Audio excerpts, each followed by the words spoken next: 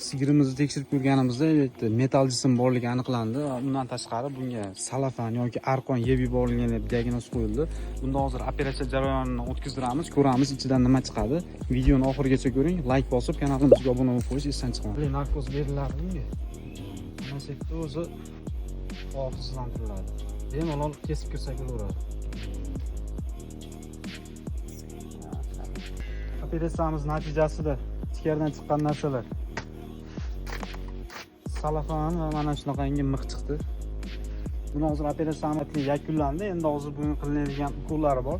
Ikkinchi o'rinda bunga antibiotik qilinadi. Tanaga tushgan bakteriya, infeksiyalarni o'ldirish maqsadida. ICNRO.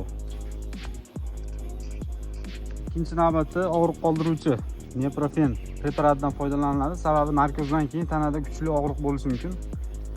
Shuni hisobiga og'riq qoldiruvchi ukol qilinadi.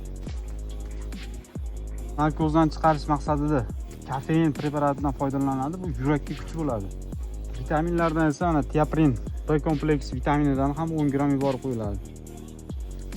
Buni ustiga hozir Max Spray septirsak, bu yerga tushgan bakteriya, infeksiyalarni o'ldirib turadi. Jarohat tezroq bitishini ta'minlaydi. Sal signal beryapti turgan sim ham chiqib ketibdi uyi. Ichkarida hech qanaqangi metal jism qolmadi. Ichkari ham toza.